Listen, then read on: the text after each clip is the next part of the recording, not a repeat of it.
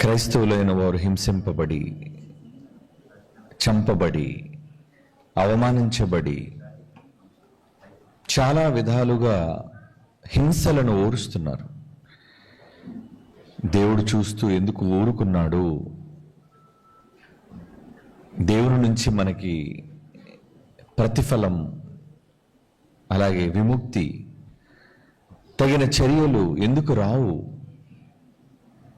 అనే ఒక సందేహం కూడా ఇబ్బందులకు గురవుతున్న సోదరుల్లో, సోదరీమణుల్లో చోటు చేసుకుంటుంది.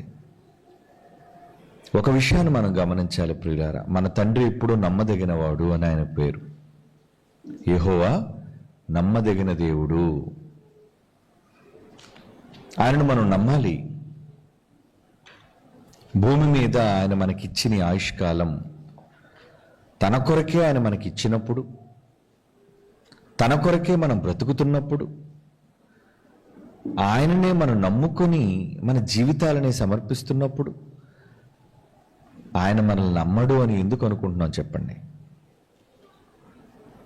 తన పట్ల నమ్మకాన్ని చూపగలిగితే నమ్మకానికి తగిన చర్యలను ఆయన తీసుకోగలడు. అయితే ఏ కాలంలో, ఎప్పుడు, ఏది, ఎలా అమలు చేయాలి అన్నది కాలాధినేతగా, కాలానికి అధిపతిగా ఆయన నిర్ణయిస్తాడు. అన్నిటికీ కుదురుబాటు కాలములు అని బైబిల్లో రాయబడింది. కుదురుబాటు కాలము అంటే ఏదైనా కుదర్చబడాలి. వచ్చిన రోగం కుదర్చబడాలి, వచ్చిన సమస్య కుదర్చబడాలి. కుదర్చబడాలి అంటే కుదురుబాటు కాలం అన్నారు దాన్ని. గాయమైంది, ఇట్టే గాయమై ఇట్టే క్షణంలో మాయమైపోతుందా? లేదు. ఆ గాయం మానడానికి, తిరిగి యథాస్థితికి ఆ చర్మం రావడానికి ఏం పడుతుంది? కాలం. అది కుదురుబాటు సమయం అంటారు దాన్ని. జ్వరం వచ్చింది, బలహీనపడ్డాం, తిరిగి మరలా యథాస్థితికి మనం చేరుకోవడానికి కొంతకాలం పడుతుంది. గాయం మానే సమయం అంటారు దాన్ని. అయితే ఈరోజు క్రైస్తవ్యానికి కలుగుతున్న గాయం, ఆ గాయం మానే సమయం ఉంది. లేదని మనం బలహీనపడవలసిన పని లేదు. మా దేవుడు మా గాయం కట్టడా అనే సందేహం ఆయన మీద వద్దు. ఎందుకంటే గాయము కట్టువాడు ఆయనే అని రాయబడింది. గాయం కడతాడు ఆయన. గాయం కట్టి ఆయన నమ్మాలి. మనం నమ్మగలిగితే తగిన సమయంలో ఎవరి పట్ల ఎలాంటి చర్యలు తీసుకోవాలి అన్నది దేవుడు తన సంకల్పానుసారంగా చేస్తాడు. ఎందుకంటే భవిష్యత్తు జ్ఞానం ఆయనకు తెలుసు. ఏ కాలంలో ఏది జరగాలి, ఎవరి ద్వారా జరగాలి అన్నది ఆయన నిర్ణయించారు. అలా నిర్ణయించిన దానిని బట్టి ఆ సమయం వచ్చినప్పుడు అది జరిగి తీరుతుంది. అందుకే ఒక ఉదాహరణ మీకు చెప్తాను. 400 సంవత్సరాలు ఇశ్రాయేలీయులు బానిసర్కపు చెరలో ఉన్నారు ఐగుప్తు దేశంలో. వాళ్ళు ప్రార్థన చేయని రోజు లేదు, విజ్ఞాపన చేయని రోజు లేదు, కన్నీటితో దేవుణ్ణి వేడుకొనని రోజు లేదు. కానీ విమోచకుడు వారి కొరకు ఎప్పుడొచ్చాడు? మోషే 400 సంవత్సరాల తర్వాత. 400 సంవత్సరాల తరువాత అంటే అదే సరైన కాలము అని ఆయన అనుకున్నాడు. ఆ సమయంలోనే మోషే రావాలి. ఆ సమయంలోనే తన మహా కార్యక్రమాలను, తన అద్భుత శక్తిని ఈ భూలోకానికి ఆయన తెలపాలి. ఇది ఆయన సంకల్పం. అది జరిగినంత వరకు మనం ఓర్పు కలిగి ఉండాలి. యేసుక్రీస్తు వారి ద్వారా ప్రపంచానికి రక్షణ ఇవ్వటానికి కూడా యేసు వారిని ఎప్పుడు పంపాడు? ముందే ఎందుకు పంపలేదు? ఏదైనా తోటలో ఆదాము తప్పు చేశాడు, అప్పుడే వెంటనే యేసు ప్రభు వారిని పంపించి పాపక్షమాపణ ఇప్పేయచ్చుగా. ఏమండి? నోవహు కాలంలో జలప్రళయం అనంతరం తప్పు చేసిన మనుషులకు అప్పుడే యేసుక్రీస్తు వారిని పంపి వారికి పాపక్షమాపణ అనుగ్రహించవచ్చుగా. సొదొమ గొమొర్రా కాలంలో అనుగ్రహించలేదు, ఇశ్రాయేలు చెరగుని పోయిన కాలంలో వాళ్ళకు అనుగ్రహించలేదు. రోమా ప్రభుత్వ కాలం రావాలి. అందుకే బైబిల్లో ఒక మాట ఉంది గలతీ పత్రికలో, కాలము పరిపూర్ణమైనప్పుడు దేవుడు తన కుమారుని పంపెను అంటాడు. కాలము పరిపూర్ణమైనప్పుడు. గలతీ పత్రిక 4వ అధ్యాయం 4వ వచనం. గలతీ పత్రిక 4వ అధ్యాయం 4వ వచనం. అయితే కాలము పరిపూర్ణమైనప్పుడు దేవుడు తన కుమారుని పంపెను.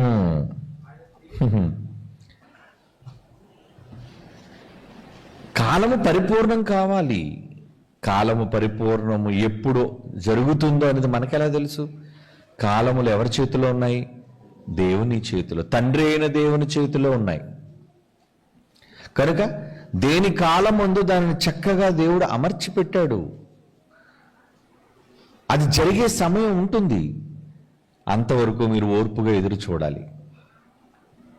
తల్లి ఒక బిడ్డని కనేటప్పుడు కూడా కాలము పరిపూర్ణం అవ్వాలి. ప్రెగ్నెన్సీ అంటే ఒక గర్భవతిగా ఉన్న ఒక తల్లి ఒక బిడ్డకు జన్మనివ్వాలి అంటే ఆమె దినములు నిండాలి, ప్రసవ సమయం రావాలి. మనం తొందరపడినా పిల్లాడు రాడు. ఏమండి, బలవంతంగా ఆమె 8వ నెలలోని డెలివరీ చేయగలదా? ప్రమాదవశాత్తు ఏవో జరగాలే కానీ 7వ నెలలో 8వ నెలలో అది పరిపూర్ణమైన దినాలు కావవి. 9 నెలలు ఎప్పుడైతే నిండుతాయో అప్పుడు ఆ బిడ్డకు తెలుసు లోపల ఉన్నవాడికి ఎప్పుడు రావాలని. అప్పటి వరకు లోపలే తిరుగుతుంటాడు. మనమంతా లోపల తిరిగిన వాళ్ళని. కానీ 9 నెలలు నిండిన తరువాత మనకు తెలిసేంటి రా వచ్చేయడానికి, ఇప్పుడే తోసుకొని వెళ్ళాలి బయటికని. అది నేర్పించిన వాడు దేవుడు. అంటే ఏ కాలంలో ఏది జరగాలి అన్నది మన తండ్రి నిర్ణయించాడు మనందరి పట్ల. కాలమునకు ఆయన అధిపతి కాబట్టి ఆ కాలంలో ఆయన చేస్తాడు. అంతవరకు మనం ఓర్పు కలిగి ఉండాలి. ప్రసంగి గ్రంథం 3వ అధ్యాయం 11వ వచనం చూడండి. మహాజ్ఞాని ఏమంటున్నాడు? ప్రసంగి గ్రంథం 3వ అధ్యాయం 11వ వచనం. దేని కాలమందు అది చక్కగా నుండునట్లు అన్ని సమస్తమును ఆయన నియమించి ఉన్నాడు. సమస్తాన్ని నియమించాడటండి. నియామకం జరిగింది అంటే నియమించిన దేవునిని మనం నమ్మాలి. నిజంగా మణిపూర్లో జరిగిన దారుణమైన సంఘటన, క్రైస్తవులు ఎంతమంది స్త్రీలతో సైతం చంపబడ్డారు.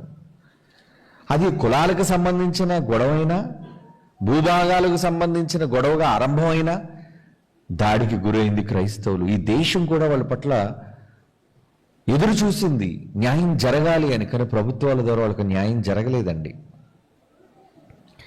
తగిన సహకారం ఈ దేశంలోని అనేక మంది క్రైస్తవులు ప్రార్థించి వాళ్ళకి సహకరించడానికి ప్రయత్నం చేశారు.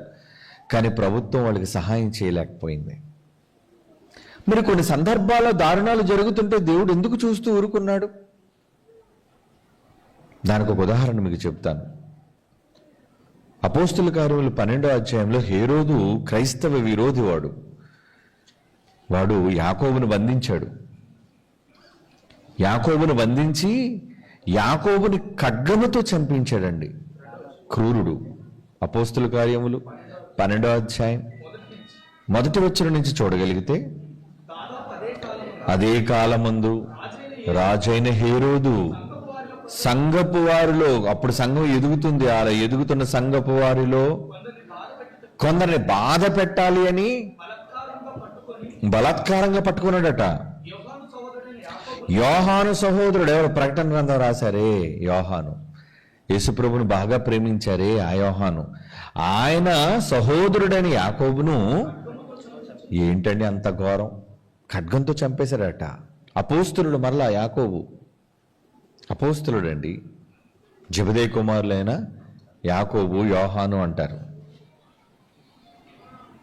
ఆ తరువాత అతను చంపడంతో సరిపెట్టక మరలా ఏమనుకుంటున్నాడు చూడండి కిందన 5వ వచనం 4 కాదు, ఇది యూదులకు 3వ వచనం, ఇది యూదులకు ఇష్టమైన కార్యమని తెలుసుకొని పేతురును కూడా పట్టుకొనెను. ఏమంటే పేతురును కూడా నెక్స్ట్ టార్గెట్ ఎవరిని పెట్టారు? పేతురుని టార్గెట్ పెట్టాడు. ఇంకా పేతురుని చంపేయాలి, ఎందుకంటే పేతురే సంఘానికి పెద్ద. యేసుక్రీస్తు వారు పరలోక రాజ్యపు తాళపు చెవులు పేతురికి ఇచ్చాడు కనుక పేతురు ఉండడానికి వీల్లేదు, పేతురుని చంపేయాలి. ఇది యూదులకు ఇష్టం, ఎందుకంటే యూదులందరూ ఎలాంటి వాళ్ళు? మతోన్మాదులు వాళ్ళు. చెప్పాను కదా రాత్రి, క్రూరులు వాళ్ళు. ఈ రోజున్న భయంకరమైన తీవ్రవాదులు ఎలాగైతే ఉన్నారో, చంపటం ఎలాగైతే వాళ్ళు ధ్యేయంగా పెట్టుకున్నారో, ఆ రోజు యూద జాతి, యూద మత పిచ్చి పెట్టినోళ్ళు ఎవరాళ్ళు? ప్రధాన యాజకులు, శాస్త్రులు, పరిసయ్యులు, లేవీలు, వాళ్ళేనండి. యేసుని చంపింది వాళ్లే, స్టెఫెన్ చంపింది వాళ్లే, యాకోబుని చంపాలని ప్రేరేపించింది వాళ్లే. ఓహో, వీళ్ళని చంపుతుంటే ఏమండి, యూదులు చాలా సంతోషపడుతున్నారు, ఇష్టమని ఇక నెక్స్ట్ పేతురు గారిని లేపేద్దాం అనుకున్నాడు. ఏమండి, పేతురు గారిని చెరసాలలో వేసేసారండి. పాపం పేతురు గారు లోపల ఇంకేం చేస్తారండి, రెడీ. తండ్రి సంకల్పం ఏంటో ఆయనకు తెలీదు. ఓకే, జబదే కుమారులో యాకోబు చచ్చిపోయాడు, ఇక తర్వాత నేనేనేమో అనుకుని ఉండొచ్చు. అలా అనుకొని దేవుని యందు నమ్మకం కలిగిన వాడుగా సమస్తాన్ని దేవుని చేతులకు అప్పగించి, నీట ముంచినా పాల ముంచినా మీదే ధ్యేయం, మీదే భారం అని పేతురు గారు చెరసాలలో సంఖ్యల మధ్య నిద్రపోతున్నట్టు చూడండి. ఏమండి, ఎంత ధీమా!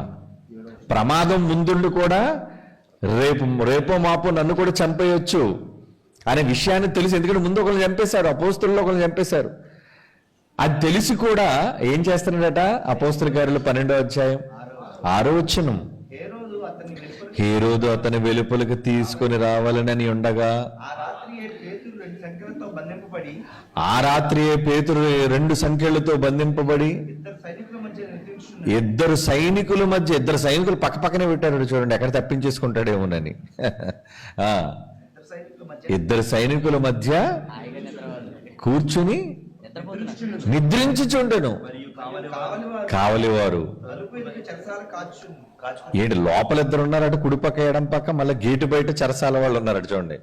ఇంత భద్రత అయిన ప్రొటెక్షన్ మధ్య ఏమంటే తప్పించుకోకూడదు, ఇక చంపేయాలి, ఇక బయటికి తీసుకొచ్చి లేపేద్దాం ఇతన్ని ఉదయాన్నే అని అనుకున్నాడట హేరోదు. కానీ ఈ లోపు దేవుడు తన దూతను పంపి, ఏం జరిగిందో మీకు తెలుసు, దూత వచ్చి పేతురు లేపిందట పేతుర్ని. పేతురు లేచాడు. ఇంకా పడుకున్నావేంటయ్యా, నీతో చాలా పనుంది, దేవుడికి నీతో చాలా పనుంది. తాళాలు నువ్వు పట్టుకుని చచ్చిపోతే ఎలాగా? సంఘానికి ఇవ్వద్దా? యేసుప్రభు పరలోక రాజ్యపు తాళపు చెవులు పేతురు గారికి ఇచ్చి, సంఘ పెద్దవు నువ్వు పత్రికలు రాయాలి, ఎంతో మందిని నువ్వు రక్షించాలి, ప్రసంగాలు చేయాలి, దెబ్బలు తినాలి, నువ్వు బెత్తాలతో కొట్టబడినా సరే ఏసే గొప్ప దేవుడు నువ్వు ప్రకటించాలి. నువ్వు ఇప్పుడు చచ్చిపోతే ఎలా? నిన్ను చంపాలని దేవునికి మనస్సు లేదులే. ఆ ఉద్దేశంతో దేవదూత వచ్చింది, దేవుడు ఆజ్ఞాపిస్తే. ఏమని ఈ కంగారులో లేచిపోయాడు. ఏం జరుగుతుందో అంత అయోమయంగా ఉంది. చెప్పులు కూడా మర్చిపోయాడట. లే ఆ చెప్పులు వేసుకో నాయన, చెప్పులు వేసుకో అంటుంది దేవదూత. అలా చేసిన తర్వాత దూత వీడి బట్ట కూడా మర్చిపోయాడు. అంటే నిద్రమత్తులో ఉన్నాడు పాపం. చూడండి, పిల్లలు నిద్రలోంచి లేపగానే ఎక్కడేదో తెలియదు వాళ్ళకి. అంత గాఢ నిద్రలో పేతురు గారు లేవగానే అన్ని పాపం దూత చెప్తుంది, బట్టలు వేసుకోనాయన, చెప్పులు వేసుకోనాయన, తీసుకెళ్తాను నేను. మొత్తానికి తీసుకుని వెళ్ళిపోయి గవిని దాటి, చెరసాలను దాటి, ఊరిలోనికి వచ్చి, ఏమండి అది ఏం జరుగుతుందో, ఇది నిజమా అబద్ధమా కలకంటున్నానేమో నిద్రలో అనుకుని దర్శనం అనుకుంటున్నాడు పాపం. ఆహా, ఎంత మంచి దర్శనం, ఈ దర్శనం నిజమైతే బాగున్ను అని అనుకున్నాడేమో కలలో. మొదటి కావలి అని, రెండో కావలి, ఎన్ని గేట్లు దాటుతున్నాడు చూడండి, నడుచుకుని వచ్చేస్తున్నాడు. ఏమండి మనిషి కదా, రక్తమాంసాలు కలిగిన మనిషి కదా, ఎలా దాటేశారంటే గౌన్లన్నీ? అంటే దేవుడు తలుచుకుంటే నీ బాడీ ఇన్విజిబుల్ బాడీ అయిపోద్ది, ఇన్విజిబుల్. ఏమండి అప్పుడప్పుడు చూపిస్తున్నారు చూసారా ఆ చిత్రాల్లో, ఏమని మనిషి అలాగే ఉంటాడు, పట్టుకుంటూ దొరకడు. ఏమండి, ఎదురుగానే ఉంటాడు మనిషి. ఏమండి, అంటే ఆ గవిని దగ్గరకు రాగానే అవును గేటు తెరుచుకుంది, గవిని వద్దకు వచ్చినప్పుడు తెరుచుకుంది. మరి కావలోళ్ళు ఏం చేస్తున్నారు అప్పుడు? వాళ్ళు పడుకోబెట్టి ఉంటాడు దేవుడు, ఇతను లేపాడు, వాళ్ళు పడుకోబెట్టాడు. ఏమండి, బయటికి తీసుకొచ్చాడు. బయటికి తీసుకురాగానే వచ్చాడు, సంఘం దగ్గరికి వెళ్ళాడు. పాపం సంఘం ఏం చేస్తుందో తెలుసండి ఆయన కోసం? ఆ మాట చదవండి, 5వ వచనం.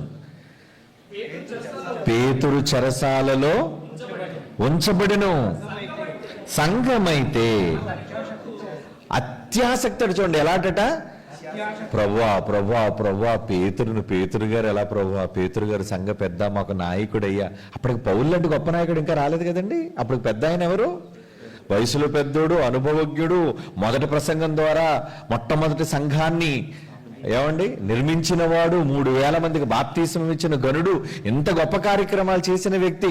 ప్రభువా ప్రభువా అప్పుడే ఆయన చచ్చిపోతే ఎలాగయ్యా, యాకోబుని చంపేశారు, ఈయన కూడా మేము కోల్పోతామా? ఇప్పుడు చెల్లి ప్రార్థన చేస్తుంటే నాకు అదే గుర్తొచ్చింది. తమ్ముడు ఎందుకు ప్రార్థన చేయమన్నాడు? ఏమండి, జాన్సన్ గారు వెళ్ళిపోయారు, ఇంకా ఉన్నోళ్ళు మా దగ్గర కొద్దిమందే ఉన్నారు. జాన్సన్ గారు అంటే పాటలు దిట్ట ఆయన మీరు తీసుకెళ్ళిపోయారు. తర్వాత మరి పెద్దవాళ్ళు ప్రసన్నాని లాంటి వాళ్ళు వెళ్ళిపోతే ఎలాగా, అందుకే ప్రార్థన చేయండి అని అడుగుతున్నాడు. ఏమండి, మీరేం చేశారు? ఆసక్తితో మీరు ప్రార్థన చేశారు. మీరే కాదండి, ఎంతోమంది దేవుని వాక్యాన్ని అభిమానించేవాళ్ళు, ఆ వాక్యం ప్రకటించబడాలని ఆశపడే పిల్లలు, పెద్దవాళ్ళు మొదలుకొని చిన్నపిల్లల వరకు సంఘాలుగా ప్రార్థన చేస్తున్నారండి మా కోసం. అది ఎంత గొప్ప ధన్యత. అప్పుడు ఈ మాటలే గుర్తొచ్చాయి నాకు. పేతురు గారు బయటికి రావడానికి కారణం, ఆయన జీవితంలో అంత అద్భుతాన్ని దేవుడు జరిగించడానికి కారణం సంఘము అతని కొరకు అత్యాసక్తి. అంటే సంఘం అంతా అత్యాసక్తితో ప్రార్థన చేస్తే ఏదైనా జరుగుతుందా? ఇదే మీరు నోట్ చేసుకోండి. యాకోబుని చంపేటప్పుడు తెలియదు ఏం జరుగుతుంది అనేది. యాకోబుని చంపగానే సంఘం అంతా అలర్ట్ అయిపోయింది. అమ్మో, ఇంకా అపోస్తుల్ని అందరినీ, మా నాయకులందరినీ చంపేటట్టున్నారు అని అలర్ట్ అయిపోయింది. కనుక జరగబోయే ప్రమాదం కోసం దేవుడు కాపాడాలి అంటే సంఘం ఏం చేయాలి చెప్పండి? అత్యాసక్తి కావాలి. చాలామంది ఈరోజు బైబిల్ ఉపనిషత్తులో కూడా బైబిల్కే ప్రాధాన్యత ఇస్తున్నారు, కానీ ప్రార్థనలకు విలువ ఇవ్వట్లేదు. ఆ ప్రార్థనే ఉందండి, పర్వాలేదండి, ప్రార్థన చేయకపోయినా పర్లేదు, జ్ఞానం ఎక్కువై. ప్రార్థన కూడా చాలా అవసరం. దేనికి పనికిరాని మన అవసరాలు తీర్చడానికి దేవుణ్ణి మోకాళ్ళలోని దీర్ఘ ప్రార్థన చేయడం కాదు అక్కడ. ఈరోజు హింసింపబడుతున్న దేవుని సంఘం కోసం అత్యాసక్తితో సంఘాలన్నీ ప్రార్థించాలి. ఈరోజు క్రైస్ట్ చర్చెస్ ఎన్నైతే సార్వత్రిక క్రీస్తు సంఘాలు ఉన్నాయో, ఈ సంఘాలన్నీ, మీరు కూడా సంఘమే కదా, ప్రార్థన చేయాలా? తండ్రి గారి కోసం ప్రార్థన చేస్తున్నారు, సేవకుల కోసం ప్రార్థన చేస్తున్నారు, పరిచర్య కోసం ప్రార్థన చేస్తున్నారు. వాడుకగా ప్రార్థన చేయటం వేరు, అత్యాసక్తితో ప్రార్థన చేయటం వేరు. నిజంగా ఆ అత్యాసక్తిని మీరు ప్రదర్శించి ఎక్కువ ఆసక్తితో మీ దృష్టి అంతా పెట్టి, మరి కొంతమంది అయితే ఏంటంటే భోజనం అని కూడా ప్రార్థన చేసేవాళ్ళు ఉన్నారండి, ఉపవాస ప్రార్థనలు. అందరూ చేయకపోవచ్చులండి, కానీ ఎక్కడో కొంతమంది ఆణిముత్యాలు లాంటి వాళ్ళు ఉంటారు. అలాంటి వాళ్ళు అంటే, నేను భోజనం మానేసి దేవుడిని అడిగితే దేవుడు నా విజ్ఞాపన వింటాడు. ఆకలితో ఉండి ఏ కొడుకు అడిగితే అండి ఆయన కోరిక తీర్చకుండా తండ్రి ఉంటాడు? తన కుమారుడు రొట్టెని అడిగితే రాతినిచ్చే దేవుడా? చేప కావాలి నాన్న అంటే పావును తీసుకొచ్చిస్తాడా? శరీర సంబంధమైన తండ్రులే మీ పిల్లలకు మంచి ఈవుల్నిస్తుంటే, మనందరికీ అందరి తండ్రులు మించిన గొప్ప తండ్రి పరలోకమందు ఉన్నాడే, అతనే నిజమైన తండ్రి, మనకి రియల్ ఫాదర్.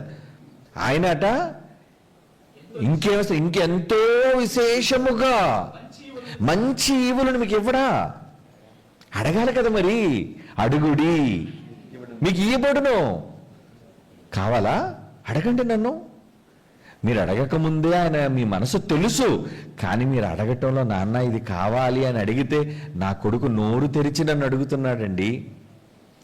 కొడుకు అడగకుండా తండ్రి ఇవ్వగలడు, కానీ నాన్న ఇది కావాలి అని అడిగితే అడగడంలో ప్రేమ, మమకారం, నా మీద నమ్మకం నా కొడుకు ఉంది, నేను ఇవ్వగలను అని భావించి తండ్రి మరింతగా చేస్తాడు. కనుక తండ్రిని మనం అడిగితే, ఆసక్తితో అడిగితే, భోజనం మానేసి అడిగితే ఇవ్వడా? ఎందుకు చేయడండి ఆయన?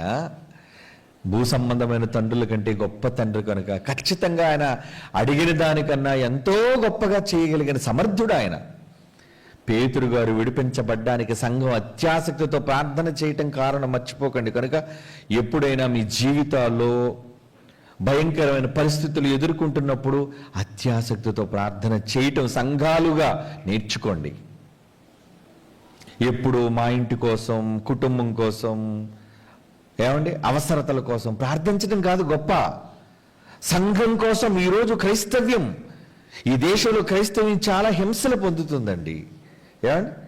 నిన్నగాక మొన్న తెలంగాణలో ఒక కరపత్రం పంచుతున్నాడు ఒక క్రైస్తవుడు, యవనస్తుడు, ఒక పోలీసు వాడు, ఒక పోలీస్ శాఖకు చెందినవాడు. పోలీసు వాడు సెక్యులర్గా ఉండాలి, ఏ మతానికి సంబంధించి ఉండకూడదు. ఎందుకంటే ఈ దేశంలో ఏ రాష్ట్రానికి అధికారికమైన మతం లేదు. వీళ్ళు చెప్పుకుంటున్నారు హిందూ దేశం కాబట్టి మాది హిందూ మతం అని. నో, ఈ దేశంలో ఏ ప్రభుత్వాలైనా ఏ అధికారులైనా అన్ని మతాల వారిని సమానంగా చూడాలి. అది rule, law of the land అంటారు దాన్ని, ఈ దేశం యొక్క చట్టం.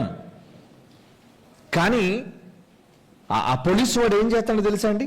మీరు ఎంతమంది చూస్తారో తెలియదు, కానీ అతని కరపత్రాలు తీసుకొని అతని చేత వాళ్ళ దేవుడు మాట అనిపించుకొని అతన్ని మోకాళ్ళు వేయించి అతని ముక్కు నేల రాసేటట్టుగా చేసి చాలా ఇబ్బంది పెట్టి అవమాన పెట్టాడండి. తప్పు కదా? నువ్వేం పోలీసు వాడువయ్యా?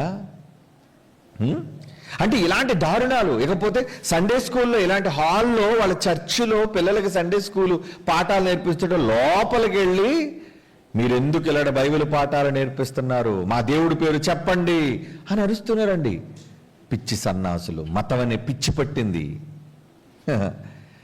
ఉదయాన్నే ఒక వీడియో చూశానండి, వాడి చేతిలో పెద్ద కర్ర ఉందండి. అది ఏ రాష్ట్రమో నాకు తెలియదు, కానీ ఒక ముస్లిం సోదరుడు ఉన్నాడండి, ఏదో షోడాలో నిమ్మకాయలు ఏదో అమ్ముకుంటున్నాడు. పెద్ద కర్ర పట్టుకున్నాడు, మా దేవుడి పేరు చెప్పు, మా దేవుడికి జై కొట్టు, మా దేవుడికి జై కొట్టు. కర్రతో కొడుతున్నాడండి అతన్ని. పాపం భయపడి ఏం చేస్తాడు అంటున్నాడు. ఒక ఇస్లాం సోదరుడి చేత నీ దేవుడి పేరు బలంగా చెప్పించడం ఏంటి? సిగ్గు లేదు నీకు? నీ దేవుణ్ణి వాళ్ళు మెచ్చుకొని నీ దేవుడికి వాళ్ళు జై కొట్టాలి, అంతేగాని ప్రేమతో అభిమానంతో జై కొట్టేవాడు గొప్పోడు, కానీ బలవంతంగా జై కొట్టించుకుంటావా? మీ ఆవిడ దగ్గరికి వెళ్ళి ఏమండి ఐ లవ్ యూ, ఏమండి ఐ లవ్ యూ అని మీ భార్యతో బలవంతంగా బెత్తం పట్టుకొని కొట్టి అనిపించుకుంటున్నారు అనుకోండి, ఏమంటారు? సైకోరా నువ్వు, సైకో. నీ భార్య నిన్ను చూడగానే ఏమనాలి? ఏమండి నిజంగా మీరు పడుతున్న శ్రమ ఎంత గొప్పది కుటుంబం కోసం, నేను మిమ్మల్ని ప్రేమిస్తున్నానండి. అది హృదయపూర్వకంగా రావాలి ఆ మాట, అవునే కదా? పిల్లల దగ్గర నేను daddy I love you, daddy I love you అని చెప్పి బెత్తంతో కొడుతున్నాడు అనుకోండి, వాడు ఎవడు? సైకో డాడీ వాడు. నిజంగా పిల్లలు నువ్వు ప్రేమ చూపిస్తే నువ్వు అడగనవసరం లేదు, 100 సార్లు వాళ్ళే డాడీ డాడీ డాడీ అని నీ చుట్టూ తిరుగుతారు, నీ పేరు వాళ్ళు తప్పిస్తారు, స్మరిస్తారు, అవునా కాదా? మరి ఈరోజు ఈ దేశంలో ఒకళ్ళని దేవుడు గొప్పోడు అనుకుంటే నీ దేవుడు గొప్పతనం ఏంటో చేతనైతే చెప్పి వాళ్ళతో జై కొట్టించుకో నీ దేవుణ్ణి, అవునా?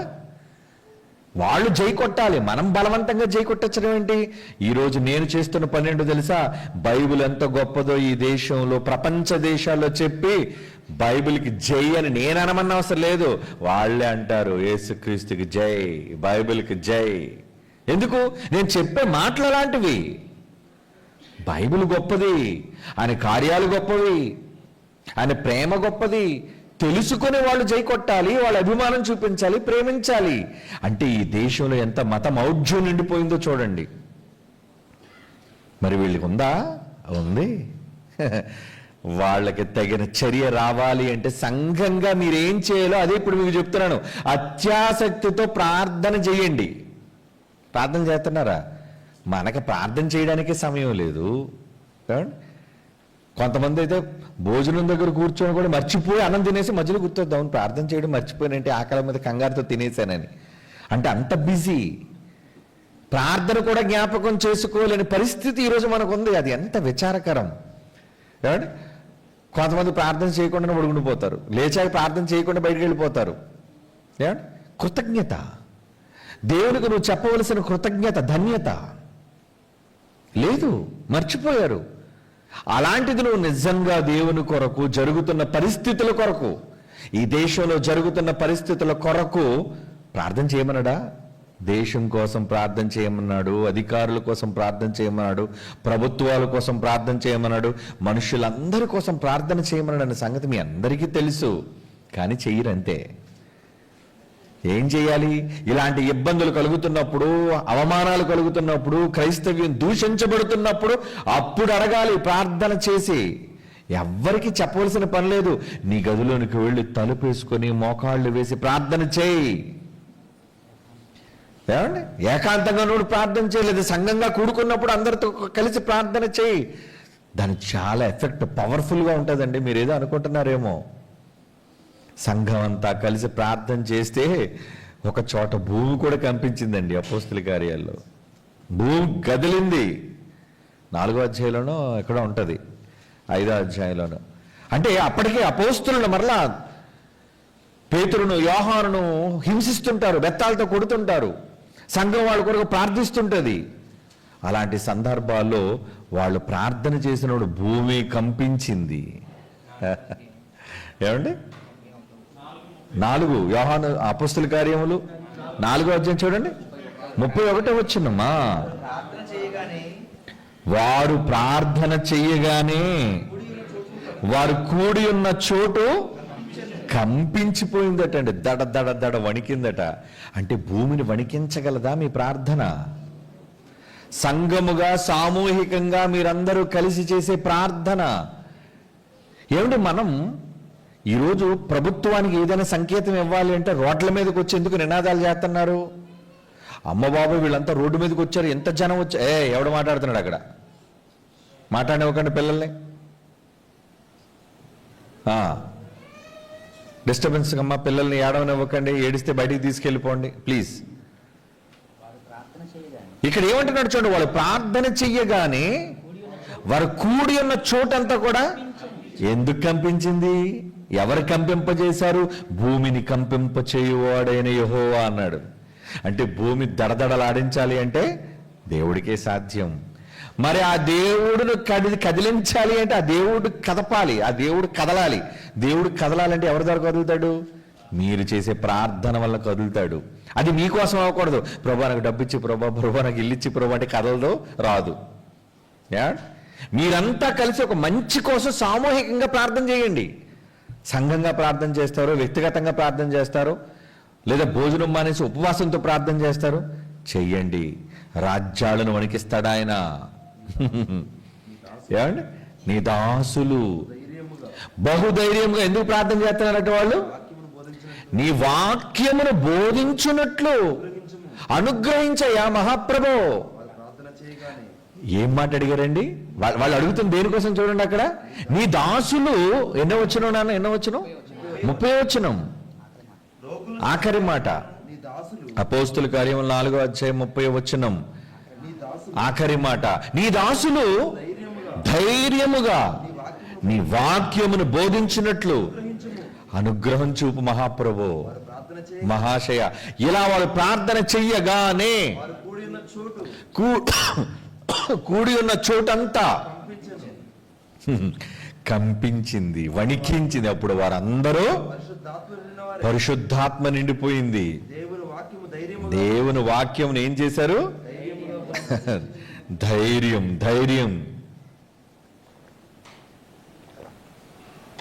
ధైర్యంగా బోధించగలిగారు. అంటే ముందు ఏం చేశారు? ప్రార్థనతో వణికించి అప్పుడు వెళ్ళారు ధైర్యంగా. ఈరోజు ఈ దేశంలో జరుగుతున్న తీవ్రమైన పరిణామాలు, పరిస్థితుల కోసం యావత్ భారతదేశంలో క్రైస్తవులందరూ కూడా వారి వారి ప్రాంతాల్లో సంఘాలుగా కూడుకుంటారో, ఒంటరిగా గదిలోనికి చేరుకుంటారో, అత్యాసక్తితో ప్రార్థన చేయిస్తే భూమినే వణికించిన వాడు మనుష్యుల్ని వణికించలేడా? అని ఎంత పని!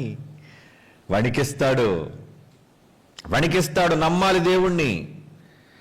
ఎవడు పొగరు పడినా వాడి గర్వాన్ని అణిచే, గర్విస్తుల గర్వాన్ని తగ్గించాడు. ఎందుకంటే దేవుడు గర్వం అంటే పడదు. గర్వం ఎవడైనా పడ్డాడా అనుకుంటాడు, అరే నాశనం చేసేయాలరా అని. ఎందుకంటే నాశనం అయ్యే ముందు అదే వస్తుంది అట ఎవరికైనా. నాశనానికి ముందు గర్వం. ఈరోజు చాలా మంది మాకు అధికారం వచ్చేసింది, ప్రభుత్వం అనుకుంటున్నారు. మేము చేసిందే చట్టం, మేము ఆడిందే రాజ్యం అని అనుకుంటున్నారు. నా మనుష్యుల మానవుల రాజ్యము పైన దేవుడు అధికారి. ఏమనుకుంటున్నారు? మానవుల రాజ్యము పైన దేవుడు ఉన్నాడు అధికారిగా. ఏంటి ఇక్కడున్న స్టేట్ గవర్నమెంట్, సెంట్రల్ గవర్నమెంట్, ప్రపంచ దేశాలున్న గవర్నమెంట్లు, వాళ్ళ మీద ఉంది ఒక గవర్నమెంట్. ఏంటి ఆ గవర్నమెంట్?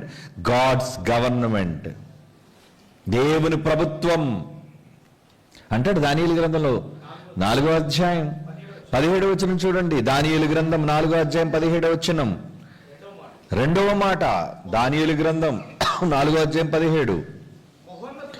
మహోన్నతుడుగు దేవుడు మానవుల రాజ్యం, అది అమెరికా ప్రభుత్వమా, రష్యా ప్రభుత్వమా, చైనా ప్రభుత్వమా, ఇండియా ప్రభుత్వమా, పాకిస్తాన్ ప్రభుత్వమా? మానవుల ప్రభుత్వం అంటున్నాడు చూడండి. మానవుల ప్రభుత్వముల మీద అధికారి అట ఆయన. అధికారి అయ్యుండి ఎవరికి అనుగ్రహం ఇవ్వాలో నిశ్చయించుకుంటాడో వారికి అనుగ్రహిస్తాడు.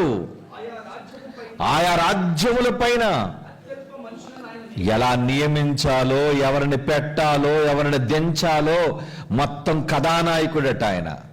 కథానాయకుడు అంటే చూసారా, అప్పుడప్పుడు తోలుబొమ్మలాట మీకు తెలుసు, చిన్నప్పుడు ఉండేవాళ్ళండి ఆయన తోలుబొమ్మలాట.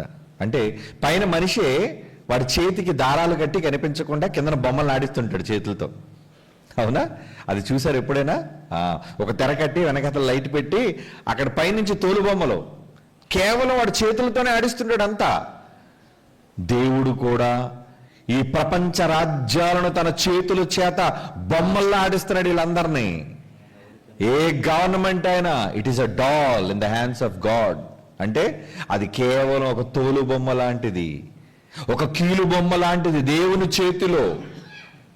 ఆయన తన స్వహస్తాలతో మానవుల రాజ్యము పైన అధికారి అయ్యుండి మొత్తం అందరినీ ఆడిస్తున్నాడు ఆయన. ఆడనివ్వండి, ఆడనివ్వండి. ఏమండి? అతని చేతిలో ఉంది ఎవరిని ఉంచాలి, ఎవరిని తొంచాలి. ఏమండి? ఎవడి రాజ్యం ఉండాలి, ఎవడి రాజ్యం పోవాలి, అంతా ఆయన డెసిషన్. అదే ముందు చెప్పాను, కారణం టైం. దేనికైనా కాలం రావాలి, కాలం పరిపూర్ణం కావాలి. అది చెడో మంచో ఏదైనా సరే కాలము పూర్ణమైనప్పుడు ఎలాగైతే ప్రభు వచ్చాడో అలాగే ఎవడి కాలమైనా మూడినప్పుడే ఆడు పోతాడు, ఏ ప్రభుత్వం అయినా. ఏమండి? కనుక ఇంతటి దారుణానికి తెగగట్టాడు ఎవడు? ఒక హేరోదు అనే రాజు. వాడు యాకోబుని చంపాడు, పేతురుని చంపాలనుకున్నాడు. వాడు అహం నెత్తికెక్కింది. అందుకు దేవుడు ఏం చేశాడు? అదే 12వ అధ్యాయంలో చూడండి, వాడు పొగరు ఎలా దించేశాడో. 21 చూడండి, అపోస్తుల కార్యములు 12వ అధ్యాయం 21వ వచనం. నియమింపబడిన దినమందు హేరోదు రాజవస్త్రములట. అబ్బా, వీడేదో పెద్ద రాజు, వీడికి ఒక పనికిరాని సింహాసనం, వీడి ముందేమో ఒక ప్రజలు, ఇదంతా చూసేది నాదే, నేనే గొప్పోడిని అని విర్రవీగిపోతున్న దశలో వారి ఎదురు గొప్ప ప్రసంగాన్ని అందుకున్నాడట. మళ్ళీ ఈ మధ్యన చూడండి, రాజకీయ నాయకులు జనం కనబడగానే ప్రసంగం చిత్తకొట్టేస్తుంటారు పట్టుకొని. ఎవడో మొత్తేస్తాడు, ఎప్పుడు మొత్తేస్తాడో మరి తెలీదు. టైం రావాలి దేనికైనా. ప్రజల మధ్య పురుగులు పడి చేస్తారు. మరలా చెప్తున్నాను, ప్రజల మధ్య పురుగులు పడి చేస్తారు, ప్రజల మధ్య ప్రాణం కోల్పోతారు. ఎందుకంటే దేవుని స్టైల్ ఇది. ఇలా లేపడం ఎవరి స్టైల్ అనుకుంటున్నారు?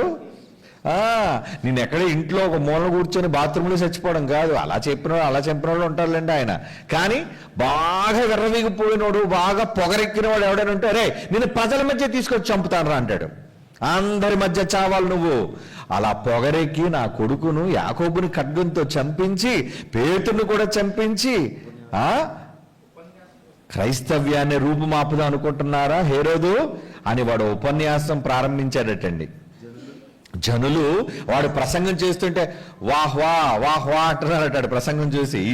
వీళ్ళు చేతకాని చవట్లే కదండి. ఈరోజు చూడండి, ఏ పనికిరాని రాజకీయ నాయకుడు మాట్లాడినా ఆడేం మాట్లాడుతున్నాడు వీడికి ఏం అర్థం అవ్వదు. కానీ వీళ్ళు చెప్పలు కొడితే వీడు చెప్పలు కొడతాడు. పిచ్చి మేళం అంటాడు దాన్ని. వాళ్ళందరూ ఎవరు?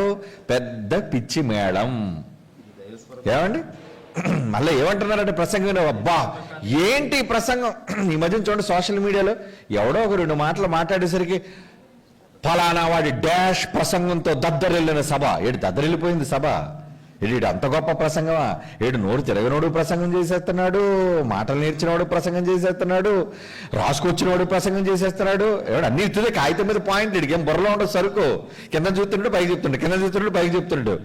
చూసి చదివేవాడు ప్రసంగం ఏంట్రా? ఏమండి, ఈరోజు ప్రపంచ దేశాల్లో నాయకులు అలాగేనండి ప్రసంగాలు చేస్తుంటారు.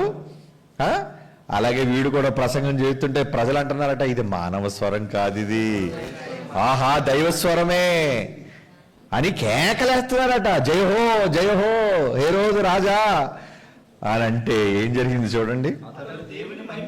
అతడు దేవుని మహిమపడి నన్ను దేవుడు అంటారేటర్రా, పైన ఒక దేవుడు ఉన్నాడు అని ఒప్పుకోవాలి. సన్నాసి ఏమనలేడు, పైన దేవుడు ఉన్నాడు, మానవ స్వరం కాదు దైవస్వరం, నన్ను అంటారేంటి, నేను దేవుడిని కాదయ్యా, ఆ మహానుభావుడు నియమించిన ఒక చిన్న రాజునయ్యా అని ఒప్పుకోవలసింది పోయి పొగరెక్కాడు కదా, వాడి పాపం పండింది. ఎక్కడ? యాకోబుని కత్తితో నరికినందుకు వాడి పాపం పండింది. ప్రజల మధ్యకు తీసుకొచ్చాడాన్ని. తీసుకొచ్చి ఏం చేశాడండి? యెహోవా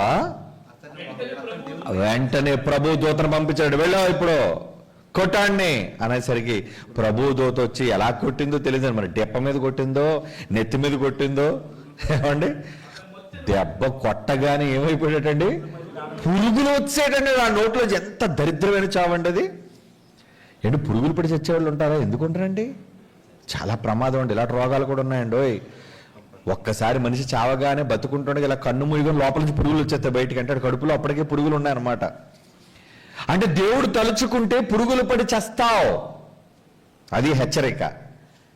అనవసరంగా క్రైస్తవ్యం జోలికి వస్తే, దేవుని పిల్లలను హింసిస్తే, మంచిగా కరపత్రాలు పంచుతున్నందుకు నువ్వు బెదిరిస్తే, ఎవడైనా సరే కానివ్వండి, ఆడు చిన్న నాయకుడా పెద్ద నాయకుడా అధికార మంత్ర ఎవడైనా కావచ్చు, టైం వచ్చిందా నేను కనిపెడతాడు, వెంటనే చంపాడు. మరి యాకోబుని చంపినప్పుడు ఏ రోజున చంపవచ్చు కదా? నో, నీ పాపం పండాలిరా, నువ్వు వేదిక మీదకి రావాలిరా, అక్కడే నువ్వు పురుగుడు పడి చావాలిరా. ఇది దేవుడి నిర్ణయం వాడి కోసం. పురుగులు పడి చచ్చిపోయేటండి. ఎంత భయపడిపోయి ఉంటారండి చుట్టూ ఉన్న వాళ్ళందరూ. ఇది మానవ స్వరం కాదు దైవస్వరం అన్నాడు. ఏదోరా మొత్తేసాడు, ఇప్పటి వరకు దైవస్వరం అన్నావు, ఇడు పురుగులు పడి చచ్చిపోయాడు. దేవుని వాక్యం ఏమైందో తెలుసు అప్పుడు ప్రబలం. వీడి చావు అక్కడ దేవుని వాక్యం ప్రబలమైందట. వ్యాప్తి వ్యాప్తి వ్యాప్తి వ్యాప్తి. ఇప్పుడు కూడా క్రైస్తవ్యాన్ని హింసిస్తున్నారు. ముందుంది ఏంటి? వ్యాప్తి. అది వీళ్ళు నోట్ చేసుకోవాలి. సంఘంగా మీరేమవ్వాలి తెలుసా? హింసకు గురవుతుంది క్రైస్తవ్యం అంటే. అయితే బాగా విస్తరించబోతుంది అన్నమాట ఈ దేశంలో, ప్రబలం కాబోతుంది అన్నమాట ఈ దేశంలో. అది దేవుడు మనకిచ్చిన బైబిల్లో సంకేతం. నమ్ముతున్నారా ఈ మాటని? నమ్ముట నీ వలనైతే యేసన్నాడు, నమ్మువానికి సమస్తం, ఇది అదని లేదు, సమస్తము సాధ్యమే. మరి ఇప్పుడు సాధ్యం చెయ్యాలి అంటే మీరు ఏం చేయాలి చెప్పండి? నమ్మాలి. నమ్మండి చాలు, నిజంగా నమ్మండి. నేను చెబుతున్న ఈ మాట మీరు నోట్ చేసుకొని పెట్టుకోండి. డేట్ వేసుకొని, ఈరోజు డేట్ వేసుకొని నోట్ చేసుకొని పెట్టుకోండి. క్రైస్తవ్యానికి జరుగుతున్న ఈ భయంకరమైన హింస, ఇబ్బందులు, అవమానాలు, కష్టాలు, పెట్టేగిపోతున్నారు, చెలరేగిపోతున్నారు. ఉంది దేవుని వాక్యం ఈ దేశంలో ప్రబలం కాబోతుంది, మర్చిపోకండి. అదే భవిష్యత్తులో దేవుడు నిర్ణయించిన భవిష్యత్ అది. దేవుని పిల్లలారా, ఎందుకంటే ఆయన తలుచుకున్నాడంటే రాజ్యాలను వణికించేస్తాడు, రాజులను చంపేస్తాడు. ఏ రోజు ఎవడు రాజు? రాజండి, రాజును లేపేశాడు. అంటే రాజులను లేపేస్తాడా? ఏలికలను లేపేస్తాడా? అలాగేలాంటి చావు కాదు, మరలా మామూలుగా చావకూడదు. వాడి చావు అనేక మందికి భయం. ఒరే, వీడు అన్నందుకు ఇలా చచ్చాడురా, వీడు హింసించినందుకు ఇలా చచ్చాడురా, వీడు చేసిన దారుణాలకే వీడు ఇలా చచ్చాడురా అని ప్రజలకు భయం కలిగేటట్లుగా వాడిని చంపి తీరుతాడు. నోట్ చేసుకోండి, ఇది ఎవడైనా ప్రపంచంలో ఎనీబడి క్రైస్తవ్యం జోలికి వచ్చి, క్రైస్తవ్యం ప్రేమ కలిగిన మనస్తత్వాన్ని కలిగిన దైవజనులను హింసించి, ఇబ్బంది పెట్టి, సువార్త ప్రకటించనివ్వకుండా అభ్యంతరపరిచిన ఎవడినైనా సరే దూతను ఆదేశిస్తాడు, వెళ్ళో ఏసేయండి అని. అందుకే అన్నాడు కదా, పగ తీర్చుకొనక మీకు మీరే పగ తీర్చుకొనక దేవుడు ఉగ్రతకు చోటు ఇవ్వండి అన్నాడు. అంతే, చోటిచ్చారు. అపోస్తలులైన వాళ్ళు హింసింపబడుతున్నా, ఇబ్బంది పడుతున్నా, సంఘం అంతా అత్యాసక్తితో ప్రార్థన చేసి, ప్రభువా ఇదిగోండి ఈ దుర్మార్గుల కోసం మీ చేతులకు అప్పగిస్తున్నా, మీరు ఏం చేస్తారో చెయ్యండి అని వాళ్ళ ప్రార్థనలు ఊరకే పోతాయా? పోవు. అందుకేమన్నాడు, పగ తీర్చుట నా పని, నేనే ప్రతిఫలం ఇస్తాను, ఎవడికి ఎంత కొలిచి ఇవ్వాలో నాకు తెలుసురా, నాకు తెలుసు. మీరు బాధపడకండి, భయపడకండి నా పిల్లలారా, వాడి టైం వచ్చినప్పుడు వాడిని వేసేస్తాను నేను. అది వీళ్ళు చంపేశారు అనుకోండి. అపోస్తులు ఎవరైనా వెళ్ళిపోయి తొందరపడి, పేతురు అసలుకి కంగారు మనిషి కదండి, మలుకు అనే సైనికుడు చెవి నరికేసినట్టు ఆత్రి యాకోబును ఎంత చంపావని చెప్పి ఏ రోజు మీద తిరుగుబాటు చేయించారట ఎవరినైనా? ఏ లేదు, కాముగా ఉండండి, మీ ఎవ్వరి చేతికి మట్టి అంటే నవ్వకండి నాన్న పిల్లలారా, మీరు చూస్తూ వేడుక చూడండి, నేను ఆడే ఆట చూడండి అన్నాడు. దీనికి సంబంధించి ఒక మంచి సందర్భాన్ని పాత నిబంధనలో మీకు చదివి వినిపిస్తున్నారు. ఎందుకంటే దేవుడు ఆయన మహాశక్తి, నాడు నేడు నిరంతరం ఆయన ఎలా ఉన్నాడట? ఏకరీతిగా ఉన్నాడు, మార్పు లేదు ఆయనలో. మన దేవుడిలా రోషం తగ్గలేదు, మన దేవునిలా పౌరుషం తగ్గలేదు, మన దేవునిలో మనల్ని ప్రేమించే విధానం కూడా తగ్గలేదు. తన పిల్లల జోలికి వస్తే సహించడు. మంచి సందర్భాన్ని మరి చూడాలి. అది రెండో దండవృత్తాంతాల గ్రంథం 32వ అధ్యాయంలో జరిగిన మంచి సందర్భాన్ని చూద్దాం. ఓకే, నేను ఈ సందర్భాన్ని చదువుతాను, ఇది చదువు ముగించేసుకుందాం మనం. కానీ జాగ్రత్తగా వినండి, దేవుడు ఆ రోజు చేసిన గొప్ప కార్యక్రమం ఏంటో అనేది.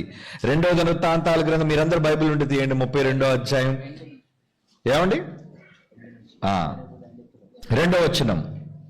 సన్హెరీబు దండెత్తి వచ్చి యెరూషలేము మీద యుద్ధము చేయనుద్దేశించి ఉన్నాడని హిజ్కియా, ఏమండి దేవుని సేవకుడు కదా హిజ్కియా కూడా, ఏమండి అలాంటి హిజ్కియా పాలనలో ఎవడొచ్చాడు?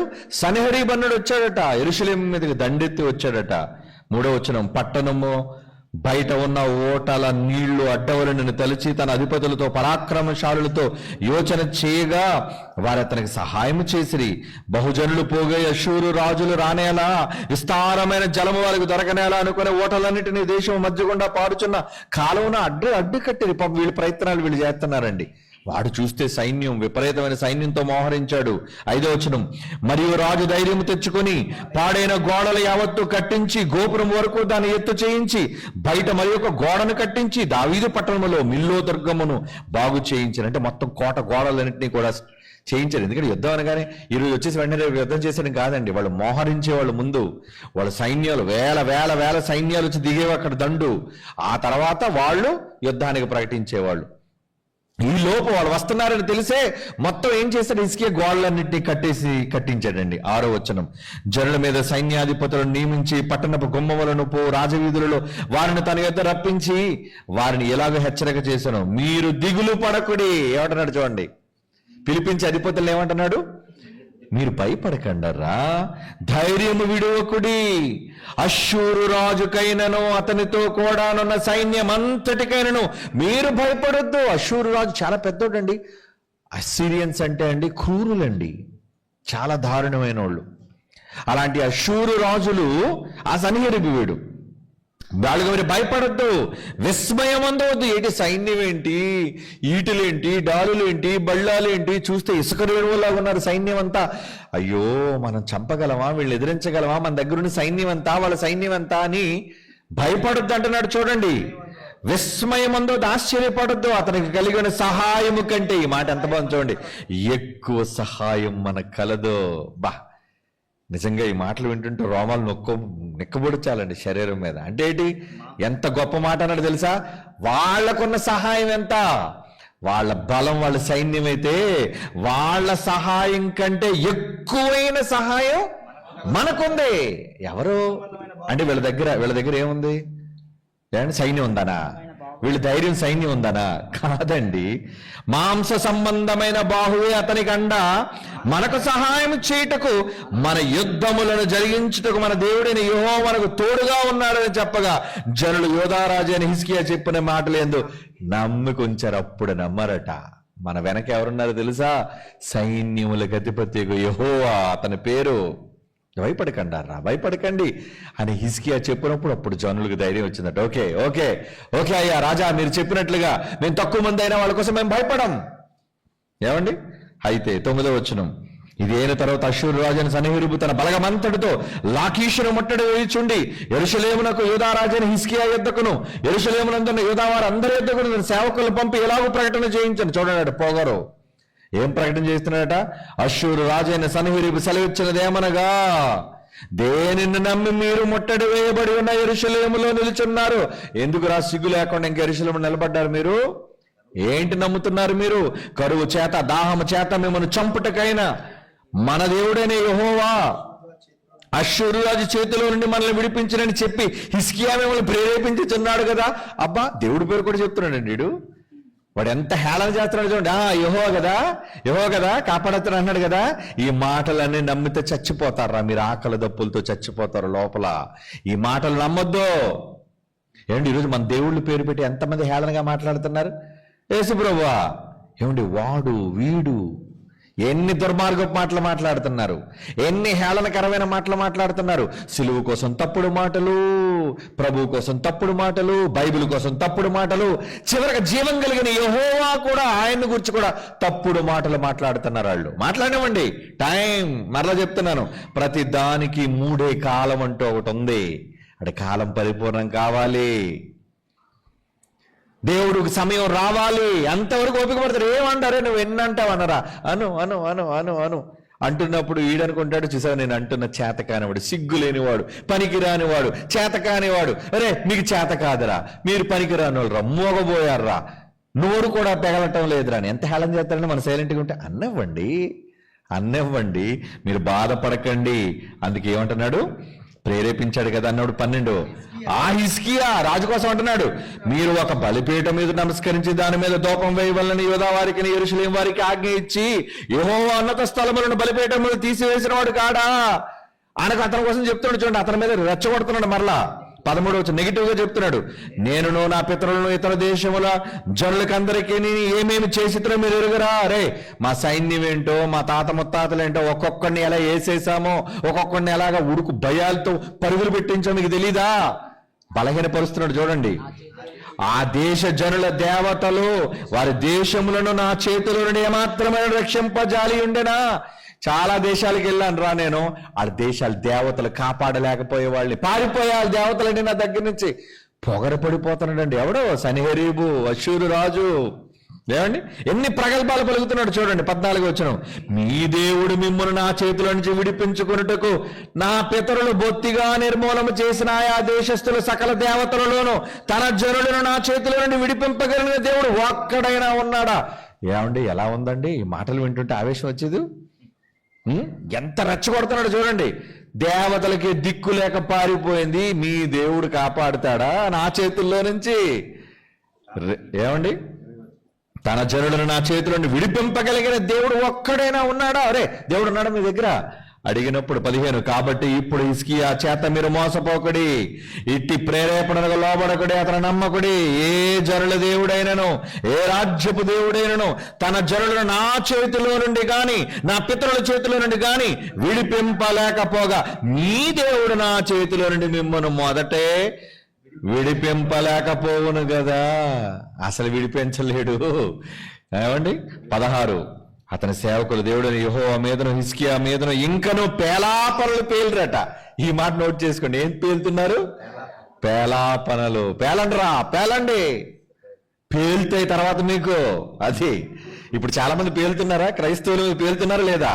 బైబిల్ మీద పేలుతున్నారు, క్రైస్తవుల మీద పేలుతున్నారు, ప్రభువు మీద పేలుతున్నారు, దేవుడి మీద పేలుతున్నారు. పేలండ్రా, అదే చెప్పాలి. పేలాపనలు పేలుతున్నారు. పేలితే ఏం జరిగింది? అదిగాక ఇతర దేశముల జనుల దేవతలు తన జనులను నా చేతిలో నుండి అలాగే విడిపింపలేకపోయారో అలాగే హిజ్కియా సేవించుచున్న దేవుడును తన జనులను నా చేతిలో నుండి విడిపింపకపోనని ఇశ్రాయేలు దేవుడని యెహోవాను నిందించుటకును ఆయన అపవాదములు పలుకుటకును అతడు పత్రికలు రాసి పంపినట్టు. అబ్బా, ఇటు కరపత్రాలు కూడా వేసావురా? ఏమండి, ఈరోజు మన దేవుడి గురించి ఎన్ని మాటలు సోషల్ మీడియాలో, ఎన్ని పేలాపనలు, ఎంతమంది పేలుతున్నారు. పేలండిరా, పేలండి. పేలండి, వస్తుంది టైం. అప్పుడు వారు పట్టణమును పట్టుకొనవలెనని యోచనతో ప్రాకారం మీద ఉన్న యెరూషలేము కాపురస్తులను బెదిరించుటకును నొప్పించుటకును యోధా భాషలో బిగ్గరగా వారితో ఈ మాటలు పలికిరి. అంటే వాళ్ళకి అర్థమయ్యే భాషలో చెప్పించాడు. ఏమండి, మరియు వారు మనుష్యుల చేతి పని అయిన భూజనుల దేవతల మీద తాము పలికిన దూషణలను యెరూషలేము యొక్క దేవుని మీద కూడాను పలికిరి. నోటుకొచ్చిందల్లా మాట్లాడాడంటే దేవుణ్ణి. యెహోవా అసలుకే రోషం ఎక్కువ, ఆయనకి అంటే ఊరుకుంటాడా? ఏమంటే నన్నే అంటారా మీరు? అంటే చేతకన్నా అనుకుంటున్నారా మీరు ఇన్ని మాటలు మాట్లాడుతుంటే? ఏమండి 20 రాజైన హిజ్కియాయు ఆమోజు కుమారుడుగా యెషయాను ప్రవక్తయు ఇందును గురించి ప్రార్థించి ఏం చేశారు? ఎక్కడ పడింది దెబ్బ. ఏమని? యెషయా అంటే చిన్న ప్రవక్త అండి, ఎంత మంచి ప్రవక్త అండి యెషయా, ఎంత గొప్ప ప్రవక్త అండి. ఆ ప్రవక్త కూడా రాజు సైతం ప్రార్థించి ఆకాశము తట్టు చూచే మొర్రా, మహాప్రభో మహాదైవమా ఏంటి పరిస్థితులు, చెయ్యవా, మాకు న్యాయం చెయ్యవా? వీళ్ళు చూస్తున్న పేలాపనలు చూస్తుంటే దావీదులు ముందు ఇరుచుకుపడిపోదురు, ఎవడరా నా ప్రభువుని అంటుంది, తలకాయ లేపేస్తానని. కానీ పాపం హిజ్కియా ఇంకా అంతవరకు చొరవ చూపించలేదండి. కేవలం దేవుని ప్రార్థన చేస్తాను, ఎందుకంటే ముందు సైన్యం ఉంది కదా, భయపడుతున్నాడు, ఎలా వేసేస్తారు మొత్తం మనల్ని. వాళ్ళ సైన్యం చూస్తే ఇసుకలా ఉంది, మనం ఏం గెలవగలం అనుకున్నారు. అలాంటి సమయంలో 21 యెహోవా ఒక దూతను పంపెను. ప్రార్థన చేశారో లేదో స్టార్ట్ అయిందరు దేవదూత. ఒక్క సింగిల్ దూతను పంపించాడట. అతడు అష్షూరు రాజు దండులోని పరాక్రమశాలందరినీ, సేనా నాయకులను, అధికారులను నాశనము చేయగా అష్షూరు రాజు సన్హెరీబు సిగ్గునందిన వాడే దేశమునకు తిరిగిపోయెను. అంతటా అతడు తన దేవుని గుడిలోని చచ్చినప్పుడు అతని కడుపులో పుట్టిన వారే అతని కత్తి చేత చంపేశారట. అది ఆడు ముగింపు. ఏం క్లోజింగ్ అండి. విలన్ క్లోజింగ్ చూసారు దేవుడు ఎలా చేశాడో. నువ్వెంత పేలావరే, నీ కొడుకులు ఏ కడుపులో నుంచి అయితే నీ కొడుకులను కన్నావో నువ్వు వెళ్ళి నీ దేవుని గుడిలో దాక్కున్నా. ఎక్కడ దాక్కున్నాడు? తన దేవుని గుడిలో. దేవత నన్ను కాపాడు, నా కొడుకులను చంపేపోతున్నారు. ఎంత గొప్ప బేరాలు పలికిన వీడే అష్షూరు రాజు సన్హెరీబు చివరికెళ్ళి దేవత గుడిలో దాక్కుంటే ఆడి సొంత కొడుకులే వచ్చి గుడి తలుపులు తీసి లోపలే వాడిని వేస్తారటండి. సొంత తండ్రిని చంపేశారు, పారిపోయేటండి. ఇంతకీ దేవుని దూత ఏం చేసిందట? దూత వచ్చి ఎవరిని చంపింది? ఆ మాటలు చదవండి. అష్షూరు రాజు దండులోని ఎవడెవడైతే బాగా కండలు తిరిగి ఉన్నాడు, పరాక్రమశాలునట. అంటే ఏంటి? ఎవడొచ్చినా వేసేస్తాం మేము, వీరులు అనమాట వాళ్ళు. మంచి దేహదారుఢ్యం కలిగిన వాళ్ళు అనమాట, బలం. అంటే దేవుడు ఎవరిని టార్గెట్ చేశాడు? ఒరే ముందు ఎవడెవడైతే కండలు తిరిగి ఉన్నాడో, ఎవడెవడు గట్టిగా ఫైట్ చేయగలడు వేసేయాలన్నాడు. అంతే. ముందు దేవదూత లాని చంపిస్తుందటండి. తర్వాత ఇంకెవరిని చంపింది? సేనా నాయకులు. ఎవడైతే ఆర్డర్ ఇవ్వాలో, కమాన్ గెట్ అప్ వెళ్ళండి, మార్చ్ పాస్ట్ అని ఎవడైతే సిగ్నల్ ఇవ్వాలో ఆయన చంపేసిందట. అధికారులు చంపేసిందట, నాయకులు చంపేసిందట. అంటే పెద్దోళ్ళందరినీ లేపేశాడు. చూడండి, ఇది బైబిల్లో ఒక రోజు జరిగిన యుద్ధం. హిజ్కియా కాలంలో అయితే ఈ 21వ శతాబ్దంలో కూడా ఇలాంటి యుద్ధాన్ని దేవుడు చేస్తాడు. ఎదురు చూడండి మీరు. ఎవడెవడిని లేపాలో, ఎవడెవడిని తొయ్యాలో, ఎవడెవడిని ఎక్కడెలాగా పొడిచి చంపాలో దేవుడు చేసి తీరుతాడు. నెరవేర్పో. ఎందుకంటే బైబిల్ అంటే ఒకప్పుడు జరిగినదే మరలా భవిష్యత్తులో జరిగి తీరుతుంది. అదే భవిష్యత్తులో జరగబోయేది. మన దేవుడండి రోషం కలిగిన యెహోవా. ఇంత రోషం పడిపోయి ఆయనే ఎవరిని విడిచిపెట్టకుండా అధికారుల్ని, నాయకుల్ని లేపేస్తున్నాడట. ఈ రోజు ఎవరెవరైతే క్రైస్తవ్యంపై దాడి చేయడానికి నాయకులైన వారు గాని, అధికారులైన వారు గాని, కుట్రదారులు ఎవరైనా ఉంటే ముందు టార్గెట్లో వాళ్ళే ఉన్నారు. దేవుడికి ఆ రోజు హేరోదు రాజునే టార్గెట్ చేసి లేపేశాడు. పురుగులు పడి చచ్చిపోయేటట్టు చేశాడు. సన్హెరీబును కొంత కొడుకులు వచ్చి చివరికి మీ దేవుడు కాపాడగలడని ఏ దేవుడిని అయితే హేళన చేశాడో, మా దేవత గొప్ప జరుగు లోపలికి వెళ్తే దేవత గుడిని చంపేశారండి. అంటే ఎంత కుక్క చావు వాడిది. అరే నీ దేవత కాపాడలేదురా అని చెప్పడానికే దాని పాదాల దగ్గర అని చంపేశాడు దేవుడు. చూసారా దేవుడు చేసే యుద్ధం యెహోవాదే. ఎప్పుడైనా చూడండి, యుద్ధం యెహోవాదే. కానీ యుద్ధం జరగాలి, యుద్ధం యెహోవా చెయ్యాలి అంటే మీరు ఒకటి చెయ్యాలి. ఏం చేయాలి చెప్పండి? ప్రార్థన. అత్యాసక్తితో ప్రార్థన చేయండి. రోజు ప్రార్థన చేయండి వీళ్ళ కోసం. మళ్ళీ చెప్తున్నాను, ఎవరెవరైతే మీరు నిజంగా ఈ మాటలు వింటున్నారో, ఎంతమంది అయితే ఈ దేశంలో, ప్రపంచంలో క్రైస్తవుల పట్ల దారుణంగా, మంచోళ్ళు కదండి, మనం ఎవరిని కొట్టం, తిట్టం, అవమానించం. ఏమండి, తిట్టేవాళ్ళు ఉన్నారు, అది దుర్మార్గులు, వాళ్ళు తప్పు, తిట్టకూడదు. మీరు ఎవరు దేవుడి జోలికి వెళ్ళకండి, ఎవరిని మీరు తిట్టకండి. మీరు కామ్గా మీ దేవుడు ప్రకటించండి. ఇలా కామ్గా ఎవరి జోలికి వెళ్లకుండా సువార్తను ప్రకటించేవాళ్ళు, సత్య సంబంధమైన వాక్యాన్ని చెప్పేవాళ్ళని ఎదుర్కొని హింసలు పెడుతున్నారు, అడ్డగిస్తున్నారు, వాళ్ళందరినీ టార్గెట్లో పెట్టాడు దేవుడు. జరుగుతుంది. Wait and see time. సమయం రావాలి దేనికైనా సరే. ఆ సమయం త్వరగా రావాలి అంటే మీరేం చేయాలి? అత్యాసక్తితో ప్రార్థన చేయండి. రోజు చేయండి, రోజు చేయండి. మరలా చెప్తాను, రోజు చేయండి దేవుడికి ప్రార్థన. గుర్తొచ్చినప్పుడల్లా చేయండి దేవుడికి ప్రార్థన. ఏం జరుగుతుందో మీ కళ్ళతో మీరు చూద్దరు కానీ. ఎందుకంటే అండి, దేవుడికి ఉన్న ఒక వీక్ పాయింట్ చెప్తాను. ఒకసారి అడిగితే పెద్ద పట్టించుకోడండి. పదే పదే మాటి మాటికి అడిగితే, అందుకే ఒక ఉపమానం చెప్పాడు. ఏమంటే, ఆ పక్కింట్లో ఉన్న విధవరాలు వచ్చి మాటికి నా పిల్లలకి ఇది కావాలి అది కావాలని అడిగితే వెంటనే న్యాయము తీర్చడా? ఆ ఒక్క మాట చదువు ముగించుకుందాం. చదవండి ఆ మాట. లోకాసు వార్త 18వ అధ్యాయం 5వ వచనం. లోకాసు వార్త 18వ అధ్యాయం 5వ వచనం. ఈ విధవరాలు నన్ను తొందర పెట్టుచున్నందున మాటికి వచ్చి గోజాడకుండానట్లు న్యాయం ఆవిడకి తీరుస్తాను నేను. తనలో తన యజమాని అనుకున్నాడే.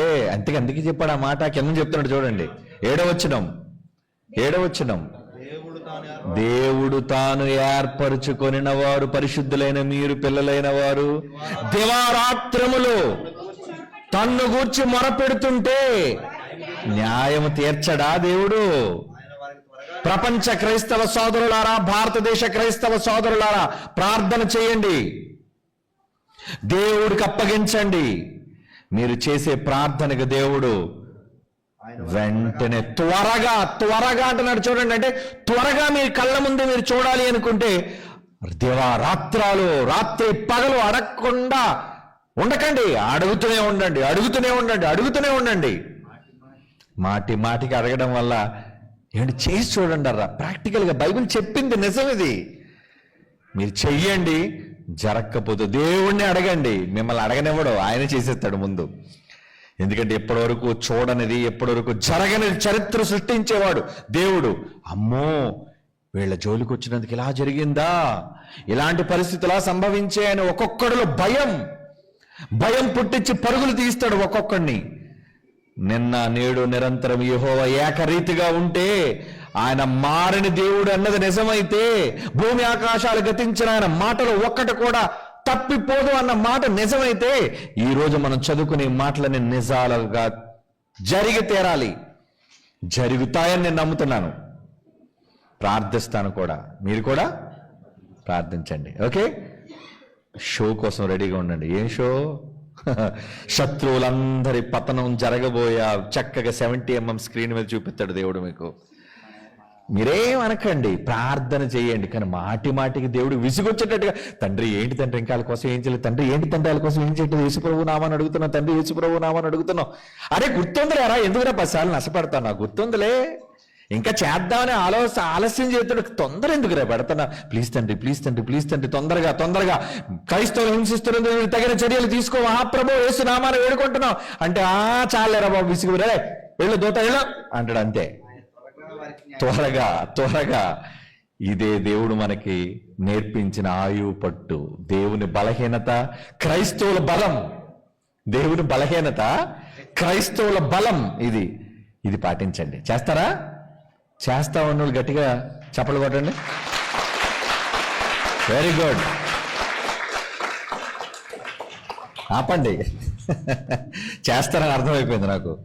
కళ్ళు మూసుకొని ప్రార్థన చేసుకుందాం. పరిశుద్ధుడైన తండ్రి దేవా, నిజంగా మీ మాటలు వింటున్నప్పుడు, మీరు చేసిన సాహస కార్యక్రమాలు జరిగినవి చదువుతున్నప్పుడు మా మనస్సులో ఎంతో పులకింత తండ్రి దేవా. ఆ రాజుల కాలంలో మేము లేమయ్యా అద్భుత కార్యాలు చూడడానికి, మా కళ్ళ ముందు జరగలేదు మహాప్రభు. కానీ ఇప్పుడు ఈ తరంలో మేము మరలా వేడుకుంటున్నాం, నీ పిల్లలైన వాళ్ళని హింసించాలని, క్రీస్తును అవమానపరచాలని భూరాజులు లేచి వాళ్ళు గట్టు కడుతున్నారు తండ్రి. వాళ్ళందరినీ మీ చేతులకు అప్పగిస్తున్నాం. ఆసక్తితో మీ సన్నిధిలో వేడుకుంటున్నాం. దయతో మా ప్రార్థన విజ్ఞాపనలు ఆలకించండి తండ్రి. మేము అడుగుతుంది మా కోసం కాదు, ఈ దేశంలో అవమానింపబడుతున్న క్రైస్తవ్యం, క్రీస్తు నామం అవహేళన చేయబడుతుంది తండ్రి. అందుకు మీ నామం ఎంత ఘనమైనదో, ఉన్నతమైనదో, మీ నామము ఘనపరచబడేదో, అలాంటి ఘనపరచబడే నామాన్ని తృణీకరించి ఎందరో దుష్ట శక్తులైన వాళ్ళు ఎన్నో ఎన్నో నేరాలు, ఘోరాలు చేసి అపరాధాలు మోపి తండ్రి అవమానాలు చేస్తున్నారు తండ్రి. అది మేము నీ పిల్లలుగా విని చూసి తట్టుకోలేకపోతున్నాం తండ్రి. అందుకు మీ చేతులకు అప్పగిస్తున్నాం.